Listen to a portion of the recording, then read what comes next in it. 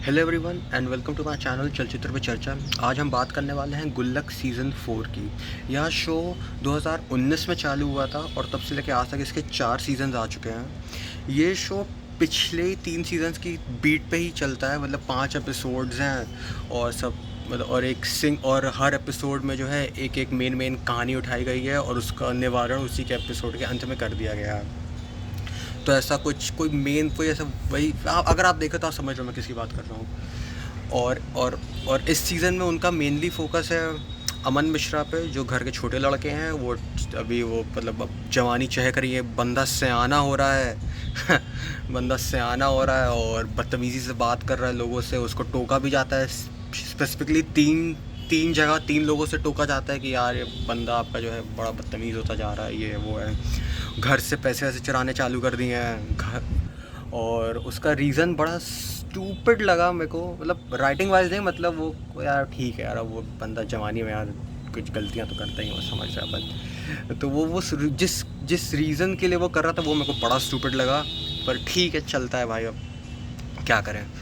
और और हमेशा की ही तरह इस सीज़न में भी वही मिडिल क्लास फैमिलीज़ में जो शहर में रहती हैं और उनके जो रोज़मर्रा के जो किस्से रहते हैं, उसी को कुछ कुछ उठा के जो है इस बार एक एपिसोड लिख दिया जाता है। जैसे अभी एक एपिसोड है आपका रद्दी बेचने वाले पे ही। तो कि मतलब घर की रद्दी है, फैमिली कह रही है बेचो, लेकिन फिर उन्हीं के अपने लगाव हैं पुरानी चीज़ों से, तो वो लोग बेचना नहीं चाह रहे हैं। तो वो सब भी दिखाया गया है। और क्या बात करी जाए, अन्नू मिश्रा जो हैं घर के बड़े लड़के, वो अपनी वही एमआर की जॉब कर रहे हैं। उनका हल्का सा लव एंगल भी उन्होंने इस्टेब्लिश किया है, शायद अगले सीज़न में वो प्रोग्रेस करे जैसे भी। और फिर उनकी जॉब पे जो उनका सीनियर है वो बड़ा अकड़ू टाइप का है।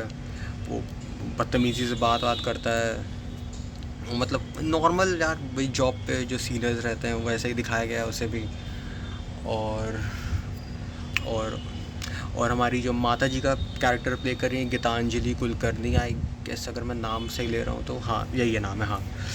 गीतांजलि कुलकर्णी जो है वो शांति मिश्रा का कैरेक्टर प्ले कर रही हैं और उनका performance through out the season काफ़ी बढ़िया है। मतलब जैसा उनका शुरुआती 3 सीज़न में था वैसा ही है।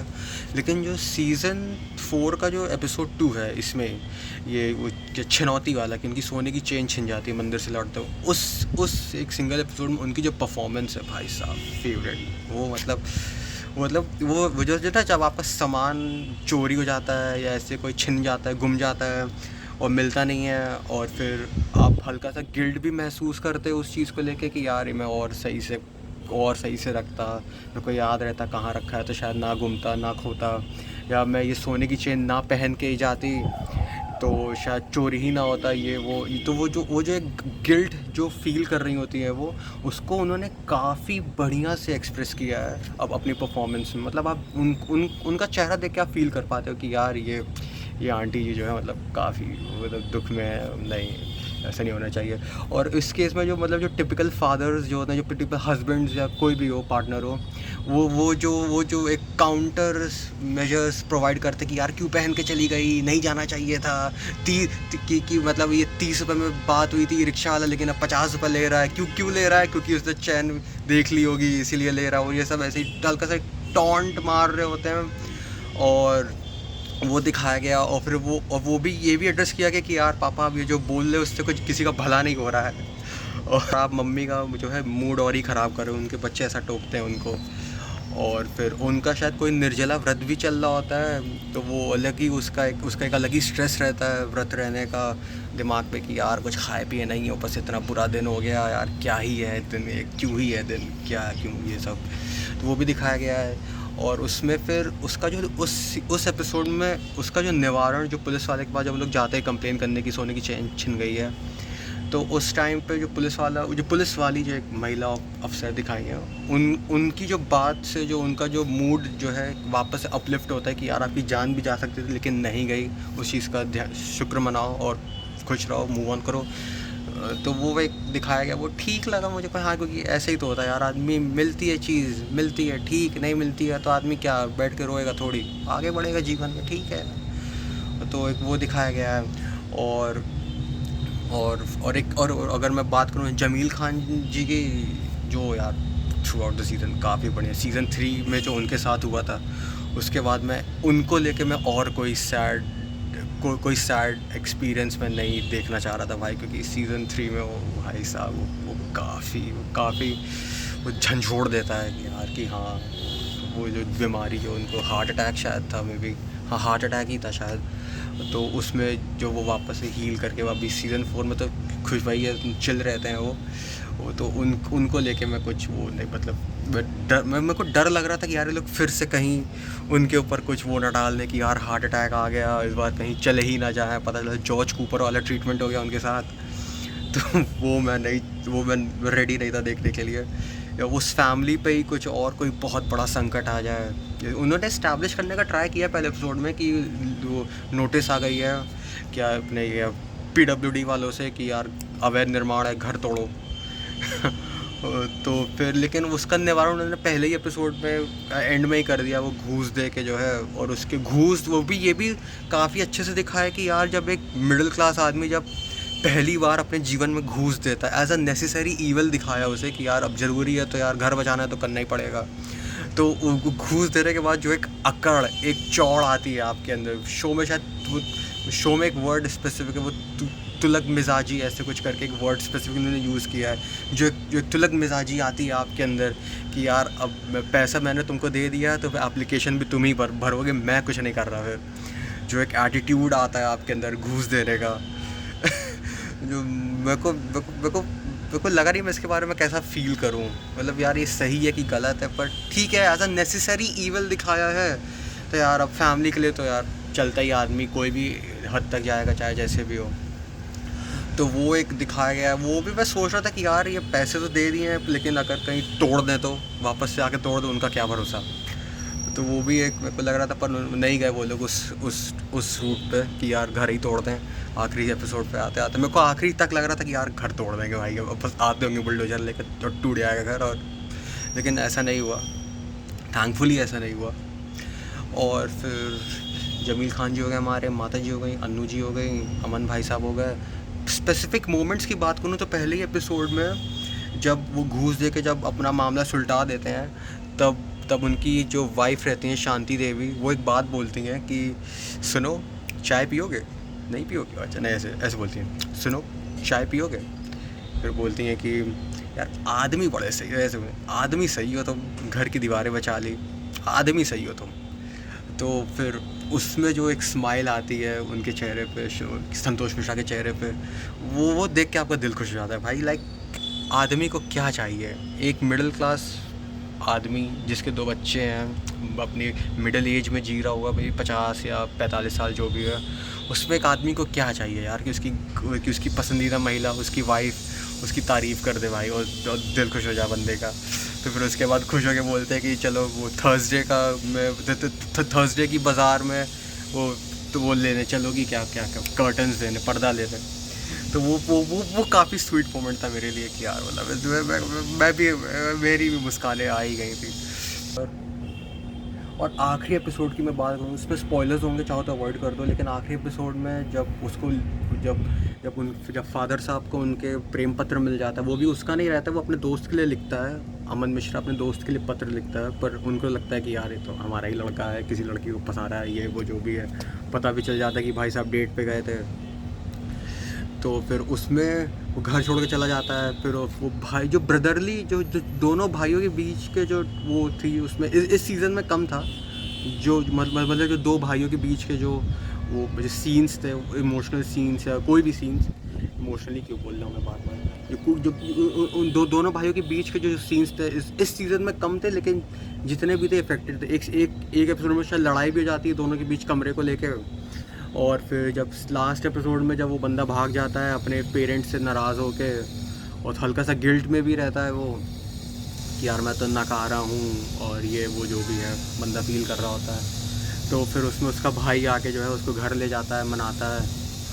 और फिर घर जाने के बाद मतलब जब वो लोग लेके निकल जा रहे होते हैं, फिर घर का सीन आता है कि उसकी माँ और उसके जो फादर साहब हैं वो वेट कर रहे हैं, वो ऐसे ही बैठ के घर के बाहर, और वो सोच रहे होते हैं कि यार ठंड में वो भी, और ठंड में बैठे हैं सोच रहे हैं कि यार कहीं हम ही ने तो गलती नहीं कर दी अपने बेटे को चाटा मार के।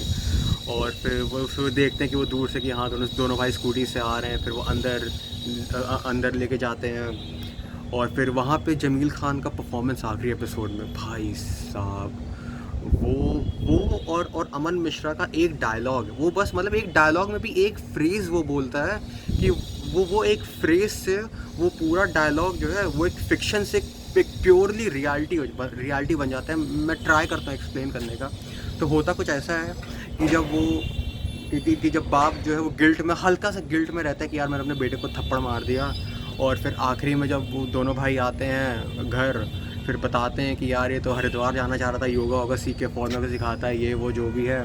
तो उसके फादर साहब जो है वो अपने बोलते हैं कि बेटा मैं एक अनाउंसमेंट करना चाहता हूँ, मैं ये घर छोड़ के जो है, और मैं कोई फ्लैट देख रहा हूँ बड़ा सा 3-4 कमरे का, जिसमें तुम दोनों भाइयों के लिए अलग अलग कमरा हो।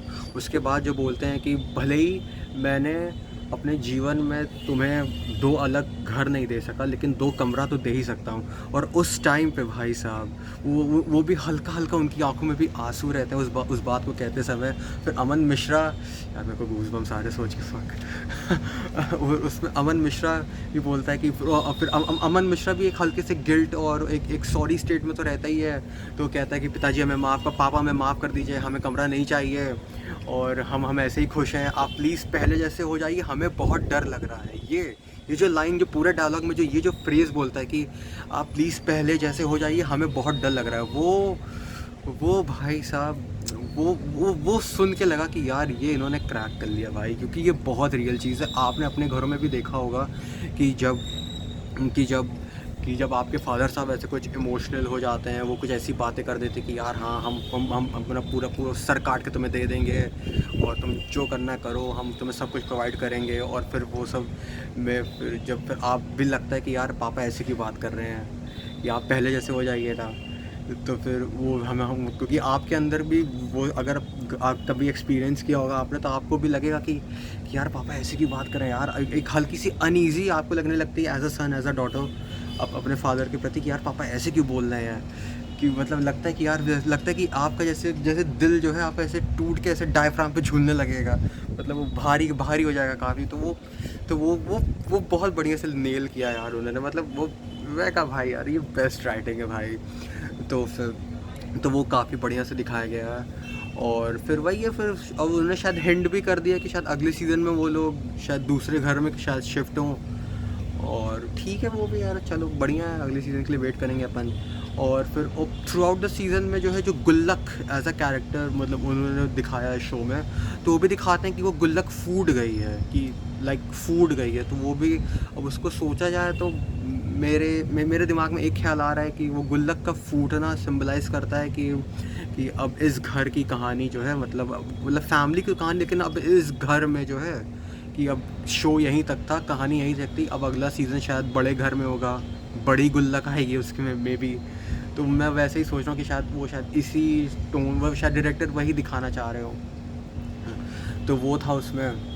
और थ्रू आउट द सीज़न में एक बात बोलूँगा, शिवांकित सिंह परिहार जो हैं हमारे राजा जी हमारे राजा जी जो हैं राजा रवीश कुमार, तो उनका जो एक वॉइस ओवर चल रहा होता है एज गुल्लक, वो काफ़ी बढ़िया है भाई। मतलब वो जो सादगी से जो वो बात कह जाते हैं कि यार हिंदुस्तानी की मिडिल क्लास में जो कागज़ को लेके एक बात बोलते हैं वो, और कागज़ को लेके बात बोलते हैं कि फिर वही कि सोना चोरी हो जाने पे सोने की वैल्यू दुगनी हो जाती है, और वो दुगनी में भी इसीलिए होती है क्योंकि फिर वो गिल्ट उसमें आपका अटैच हो जाता है कि यार क्यों हुआ मेरे साथ ही, क्यों हुआ, मैं ना पहनती तो ना होता ये वो, कि मैंने तिजोरी में एक ताला एक्स्ट्रा क्यों नहीं मारा ये सब।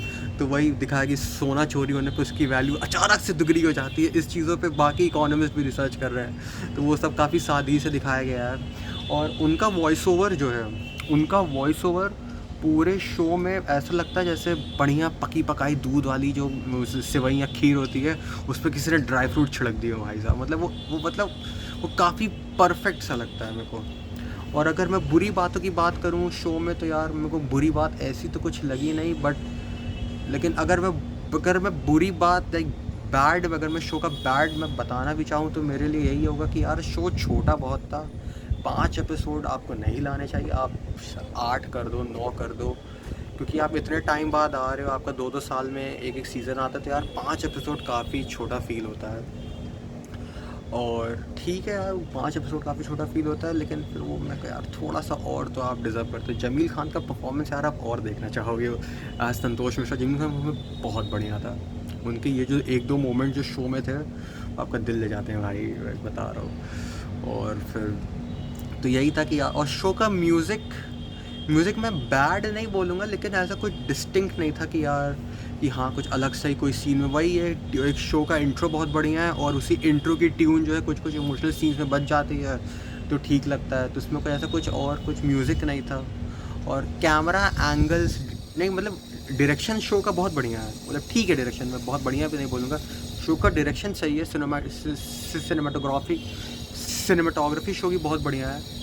मतलब वो एक जो मिडिल क्लास में जो इंट्रो में भी दिखाते हैं ना, कि वो कटा हुआ वहाँ टूथपेस्ट पड़ा है, और और आपका वो कैलेंडर पंचांग लटक रहा है आपका दीवार पे, वो सब तो वो काफ़ी सही लगता है वो देखने में।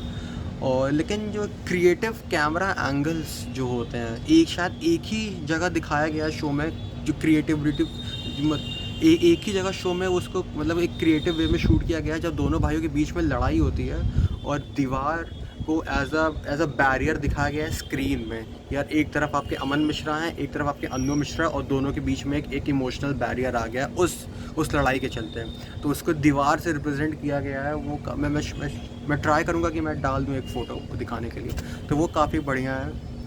और यार ठीक था गुल्लक। किसके लिए है, अगर मैं रिकमेंडेशंस की बात करूँ तो किसके लिए है गुल्लक? यार सबके लिए है। फैमिली के साथ देखो, बैठ के मस्त चिल, अच्छा मोमेंट होगा। काफ़ी ज़्यादा रिलेटेबल चीज़ें हैं, और हार्टफुल मोमेंट्स काफ़ी हैं चारों सीज़न में। इस सीज़न में कम है पिछले से इतने आखिरी एपिसोड देखा जाए तो वो जो संतोष मिश्रा का जो डायलॉग है, उससे पहले के जो पूरा जो सिनेरियो चल रहा होता है, घर से भाग गया है और वो परेशान है, वो इतना हैवी हिट नहीं हुआ मुझे, क्योंकि यार अब लड़का है, कहाँ ही जाएगा, घर ही आएगा। वो उस टाइप का शो ही नहीं है कि निकल गया, कि अपना कहीं डाकू वाकू बन गया, ऐसा तो कुछ होना नहीं है उसके साथ। वो सिंपल सा शो है, मैं जान रहा हूँ यार वो लौट के घर ही आएगा, तो मेरे लिए इतना वो इम्पैक्टफुल नहीं लगा। पिछले 2 सीज़न जैसे थे, एक में शायद दूसरे सीज़न में वो फादर साहब को हक करने वाला एक सीन था भाई साहब, वो बड़े भाई का, भाई साहब वो मतलब उस पर हक करते जैसे फूट के रोने लगते हैं भाई साहब, वो आपके भी आंसू ऐसे ही करते हैं उसमें। और तीसरे सीज़न में जब फादर साहब बीमार हो जाते हैं, और अन्नू जो है कैसे स्टेप इन करता है कि वो ठीक है यार, फिर मतलब वो जब सीन मेरे को याद है, जब वो सीन शुरू होता है सीज़न 3 के फिनाले में, मेरे को मुझे बात नहीं करनी चाहिए सीज़न 4 में, सीज़न 3 की, लेकिन मैं पहली बार बात कर रहा हूँ गुल्लक की इंटरनेट पे, तो मैं मेंशन करना चाहूँगा उसे कि जैसे ही कि वैसे जैसे 2-3 बार बोलता है कि पापा पापा, उसके बाद फिर जब अब खोलते नहीं है, फिर कैसे आवाज़ एकदम से तेज़ हो जाती है, पापा पापा खोलिए। वो काफ़ी बढ़िया लगता है भाई। मतलब वो मैं कैसे बताऊँ, मतलब वो एक ऐसी चीज़ है जो कोई भी बेटा या बेटी अपने फादर के साथ नहीं एक्सपीरियंस करना चाहेगा भाई साहब। मैं विश करता कोई ना एक्सपीरियंस करे कभी भी अपने जीवन में, क्योंकि वो बहुत सैड मोमेंट है। और उस सीज़न 3 में भी उस जो फादर के ना होने पे जो वैल्यू जो दिखाई गई है, बताई गई है शो में सीज़न 3 के एंड में, तो वो काफ़ी बढ़िया से मेरे को लगा यार। मेरे को याद है भाई, मेरे आंसू ही निकल लेते हैं भाई, फक। तो ठीक है, और कुछ बात करने के लिए क्या था, बस यही था आई गेस। और कुछ मैं मिस कर रहा हूँ तो आप लोग प्लीज़ कमेंट में बता दीजिएगा, कुछ अच्छा बुरा जो भी लगे बता देना। मेरे को दांत पीले लग रहे हैं, तो यार मजाक उड़ा लेना, आई डोंट केयर। यार वैसे लगने तो नहीं चाहिए यार, ये एक मिनट पर देख लो। चलो जो भी है, चलो, और क्या, बस यही था आज के लिए। और कल शायद मिर्ज़ापुर सीज़न 3 का ट्रेलर भी आ रहा है, तो मैं ट्राई करूँगा उस पर भी अपने कुछ विचार दूँ, सीज़न 2 सीज़न 1 की भी कुछ बातें करूँ। और thank you for watching. Video थोड़ा सा लंबा हो गया है, पर मैं ट्राई करूँगा उसे ट्रिम करने का। और वीडियो थोड़ा सा लंबा हो गया है, thank you for watching. And अगर आप यहाँ तक मेंटेन करें, 20 मिनट अभी दिखा रहे हैं मेरे को, अगर आप 20 मिनट अगर टिक गए हैं आप, तो यार थैंक यू फॉर वॉचिंग। और प्लीज़ सब्सक्राइब। वैसे मेरे को बोलना नहीं चाहिए यार, अगर अच्छा लगेगा तो आप लोग कर ही दोगे, मैं जान रहा हूँ इंटरनेट पे इतना दिमाग तो है लोगों को। सो चलो भाई चलते हैं, गुड बाय, खुश रहे भाई, चिल मार।